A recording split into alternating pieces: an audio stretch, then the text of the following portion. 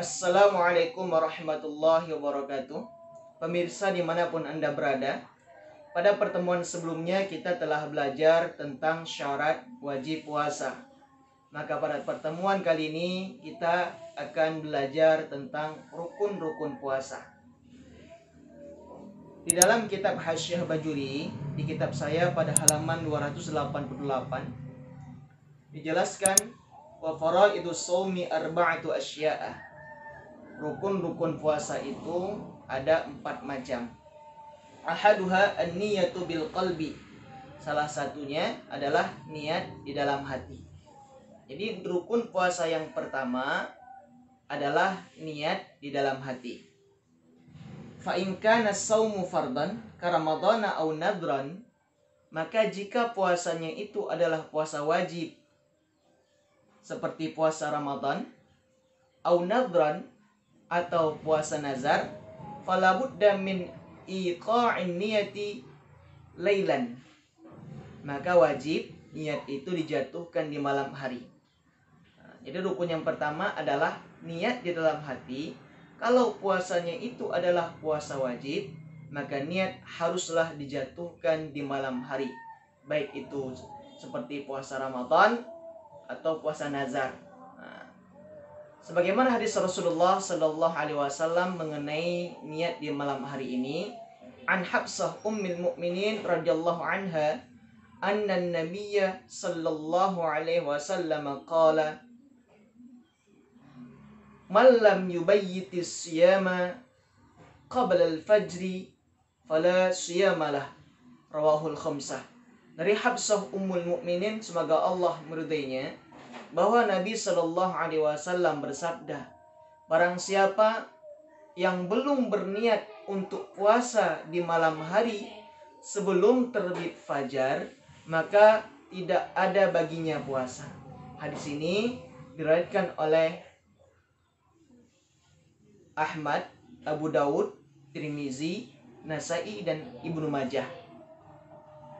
Jadi agar niat itu sah, khusus untuk puasa wajib seperti puasa Ramadan, maka haruslah niat di malam hari sebelum terbitnya fajar. Wa yajibu ta'yinu fi shaumil fardi, maka wajib menentukan nama puasanya untuk puasa wajib. Seperti puasa Ramadan, ka Ramadan wa akmalu niyati shaumihi ay yaqula lisyakhsi, dan niat yang paling sempurna, niat puasa yang paling sempurnanya adalah ayyakula syakhsu, bahwa seseorang membaca nawaitu shauma ghadin an adai fardi ramadhani hadis sanati lillahi ta'ala. Nawaitu shauma ghadin an adai fardi ramadhani hadis sanati lillahi ta'ala. Sengaja aku puasa esok hari untuk menunaikan kewajiban Ramadan di tahun ini karena Allah Ta'ala. Jadi niat itu dibaca di malam hari sebelum terbit fajar.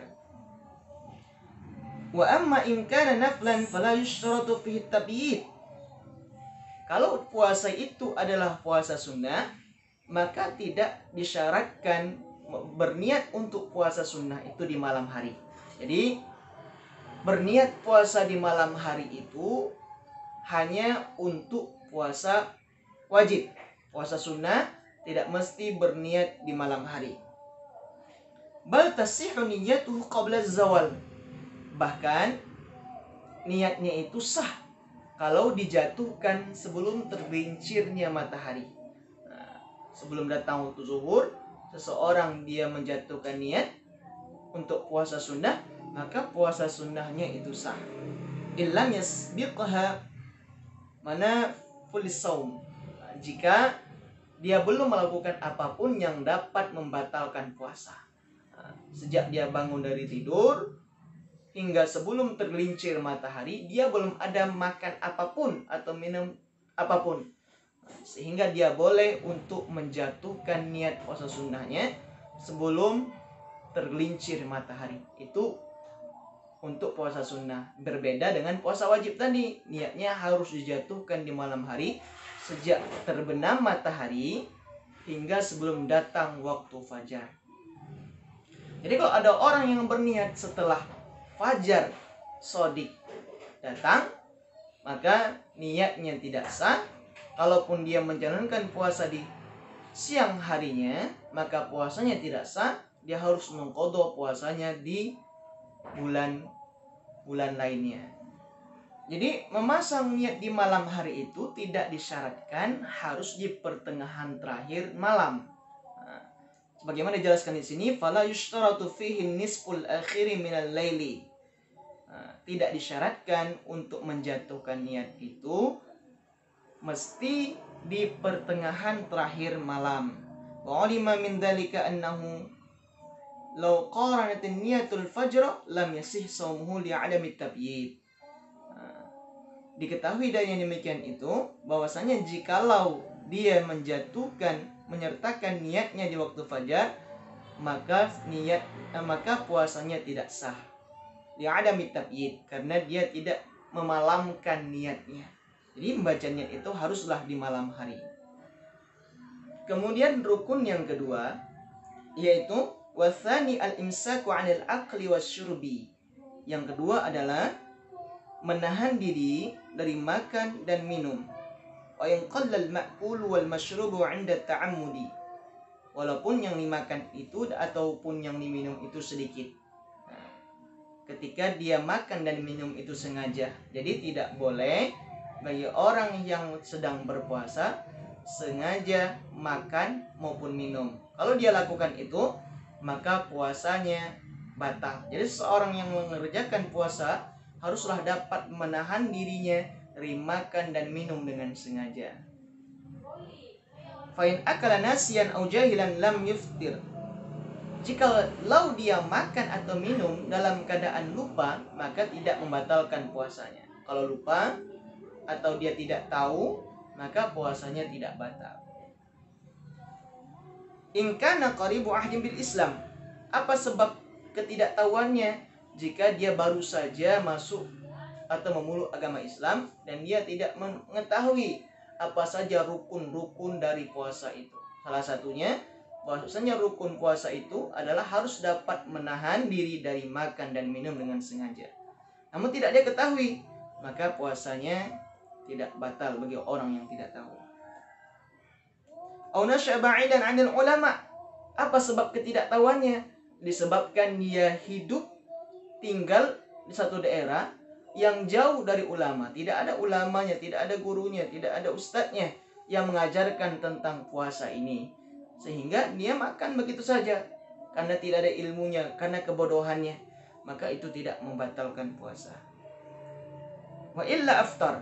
Jika ada ulama di daerah tersebut, ada ustadz, ada guru agama di daerah tersebut, atau dia telah lama memeluk agama Islam dan telah lama mempelajari tentang Islam, maka batallah puasanya kalau dia makan ataupun minum. Inilah rukun yang kedua dari puasa.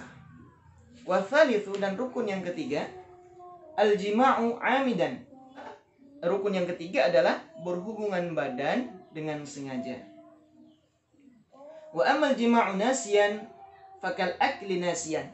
Kalau ada seseorang melakukan hubungan badan dengan istrinya karena lupa, maka tidak batal puasanya. Sama halnya seperti makan tadi. Warabi'u, dan rukun yang keempat adalah ta'ammudul qai'. Sengaja muntah. Kalau ghalabahul qai' lam yubtil shaumuh. Jikalau dia muntah itu bukan karena unsur kesengajaan, memang dia muntah begitu saja tanpa dibuat-buat dan unsur kesengajaan, maka puasanya tidak batal. Seperti kita misalnya dalam perjalanan menaiki bus atau kendaraan, berjam-jam dalam bus hingga menyebabkan kita muntah bukan dikarenakan unsur kesengajaan, maka muntah itu tidak dapat membatalkan puasa kalau dia bukan dikarenakan sengaja. Sekian yang dapat saya sampaikan, mudah-mudahan bermanfaat. Ila liqa ma'as salamah. Assalamualaikum warahmatullahi wabarakatuh.